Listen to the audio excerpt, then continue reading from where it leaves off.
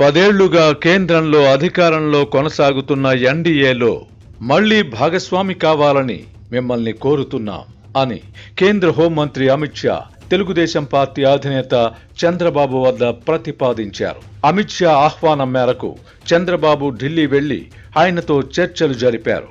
ఈ పరిణామంపై ఆంధ్రప్రదేశ్లో మాత్రం భిన్నాభిప్రాయాలు వ్యక్తమయ్యాయి. ముఖ్యమంత్రి జగన్మోహన్ రెడ్డికి పరోక్షంగా మద్దతివ్వడం ద్వారా రాష్ట్ర ప్రస్తుత దుస్థితికి భారతీయ జనతా పార్టీ కారణమన్న అభిప్రాయంతో ఉన్న రాష్ట్ర ప్రజలు ఆ పార్టీపై ఆగ్రహంగా ఉన్నారు. ఈ కారణంగా చంద్రబాబు అమిత్ షా సమావేశంపై మిశ్రమ స్పందన ఏర్పడింది. తెలుగుదేశం పార్టీ శ్రేణులు, ముఖ్యంగా ముస్లింల సంఖ్య అధికంగా ఉన్న రాయలసీమకు చెందిన వారు బీజేపీతో పొత్తును వ్యతిరేకిస్తున్నారు. అయినప్పటికీ బీజేపీతో చేతులు కలపడం తెలుగుదేశం పార్టీకి అనివార్యంగా మారింది. తెలుగుదేశం పార్టీ అభిప్రాయం ఎలా ఉన్నప్పటికీ చంద్రబాబును అమిత్ షా ఢిల్లీకి ఆహ్వానించడంతో ముఖ్యమంత్రి జగన్మోహన్ రెడ్డి ఉలిక్కిపడి ఆ వెంటనే ఢిల్లీ వెళ్లి ప్రధాని మోదీని కలిసి వచ్చారు. రాష్ట్రంలో బీజేపీ ఓట్ షేర్ 2 నుంచి 3% మాత్రమే ఉంది.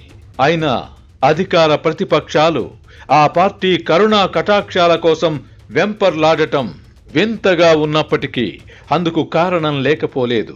2 ప్రాంతీయ పార్టీలు మనుగడ సాగిస్తున్న రాష్ట్రాలలో కేంద్రంలో బలమైన ప్రభుత్వం ఉంటే పరిస్థితి భిన్నంగా ఉంటుంది.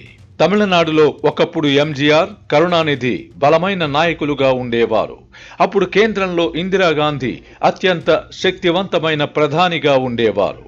ఈ కారణంగా తమిళనాడులో కాంగ్రెస్ పార్టీకి చోటు లేకపోయినా కరుణానిధితో పాటు ఎంజీఆర్ కూడా ఏదో ఒక దశలో కేంద్ర ప్రభుత్వంతో రాజీ పడిపోయారు. మనిషి బ్రతికితే రాజులా బ్రతకాలి, రారాజులా బ్రతకాలి. అందుకు మార్గం స్వర్గసీమ సుకేతనంలో భూమి కొనుగోలు చేయడమే. వెంచర్ ముగింపు పథకంలో భాగంగా మార్కెట్ ధరతో పోలిస్తే 33% ఆదా. కేంద్రంలో బలహీనమైన ప్రభుత్వాలు, ముఖ్యంగా కూటముల ప్రభుత్వాలు ఏర్పడినప్పుడు రాష్ట్రాలు పూర్తిస్థాయి స్వేచ్ఛను అనుభవించాయి. ఇందిరాగాంధీ తర్వాత మళ్లీ ఎంత కాలానికి కేంద్రంలో నరేంద్ర మోదీ నాయకత్వంలో బలమైన ప్రభుత్వం అధికారం చెలాయిస్తోంది.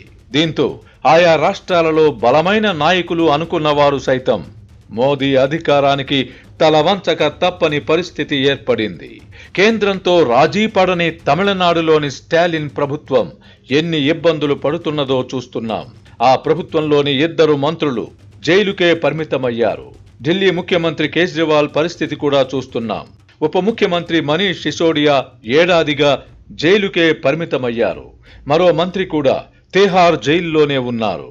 కేజ్రీవాల్ ను కూడా ఇవాళ రేపు అరెస్ట్ చేస్తారన్న వార్తలు వస్తున్నాయి.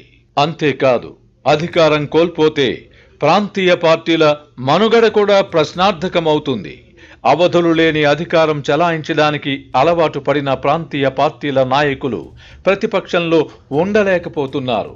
తెలంగాణలో మాజీ ముఖ్యమంత్రి కేసీఆర్ పరిస్థితే తీసుకుందాం. 9.5 ఏళ్లుగా ఆయన మకుటం లేని మహారాజులా వెలుగొందారు. నియంత తరహా పాలన సాగించారు. ఇప్పుడు మంత్రులు, ఎమ్మెల్యేలు, ఇతర నాయకులు సంపాదనకు అలవాటు పడ్డారు. 2 నెలల క్రితం జరిగిన ఎన్నికల్లో కేసీఆర్ అధికారం కోల్పోయారు. దీంతో భారత రాష్ట్ర సమితి మనుగడే ప్రశ్నార్థకమయ్యింది. గత లోక్సభ ఎన్నికల సమయంలో సారు కారు 16 అన్న నినాదంతో ఎన్నికలకు వెళ్లి 9 స్థానాలను గెలుచుకున్న బీఆర్ఎస్ మరో 2 నెలల తర్వాత జరగబోయే ఎన్నికల్లో 2-3 సీట్లైనా గెలుచుకోగలదా అన్న సందేహం కలుగుతోంది. అసెంబ్లీ ఎన్నికల తర్వాత తమ పార్టీ భవిష్యత్తుపై బీఆర్ఎస్ నాయకులకు బెంగ పట్టుకుంది. ఎంతలో ఎంత తేడా!